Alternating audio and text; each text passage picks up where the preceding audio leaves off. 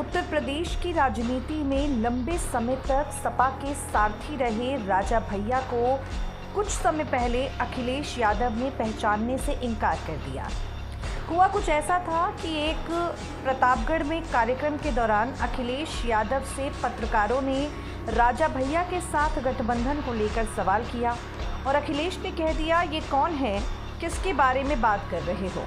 अखिलेश ने राजा भैया को पहचानने से यूं ही नहीं इनकार किया, बल्कि इसके पीछे सपा की रणनीति और अखिलेश का सियासी संदेश छिपा है। जब अखिलेश यादव की सरकार उत्तर प्रदेश में थी, उस दौरान राजा भैया उनकी कैबिनेट का अहम हिस्सा हुआ करते थे। सपा के सत्ता से हटते ही राजा भैया के साथ उनके संबंध बिगड़ गए। 2022 के विधानसभा चुनाव में राजा भैया के सामने अखिलेश यादव ने गुलशन यादव को टिकट दिया। इतना ही नहीं, बल्कि राजा भैया के खिलाफ अखिलेश यादव ने जमकर प्रचार भी कुंडा में किया। सूबे में पिछले 2.5 दशक से प्रतापगढ़ की सियासत को राजा भैया अपने हिसाब से चला रहे हैं। 2022 में हालात कुछ ऐसे हो गए थे कि राजा भैया के सामने अपने सियासी वर्चस्व को बनाए रखने की चुनौती थी।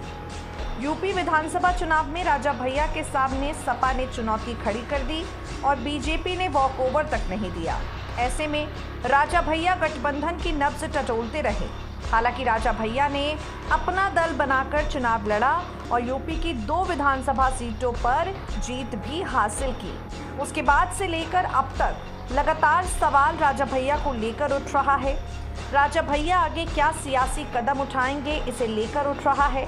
राजा भैया के सियासी कदमों पर सबकी निगाहें टिकी हैं और फिलहाल मिली जानकारी की माने तो यहाँ राजा भैया पूरी तरह से तैयार हैं अखिलेश यादव के साथ अपनी पुरानी दुश्मनी को भूल जाने के लिए। जी हाँ, राजा भैया इस बात को समझ चुके हैं कि अब उत्तर प्रदेश की राजनीति में अगर 2024 लोकसभा चुनाव से पहले अपने आप को आगे बढ़ाना है तो ज़रूरी है किसी बड़े दल के साथ गठबंधन करना, या तो इंडिया गठबंधन का हिस्सा बनना या फिर एनडीए गठबंधन का हिस्सा बनना।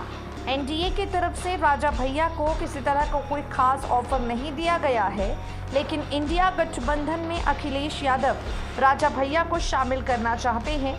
इससे उत्तर प्रदेश की 80 लोकसभा सीटों पर उन्हें काफ़ी ज़्यादा समर्थन हासिल होगा।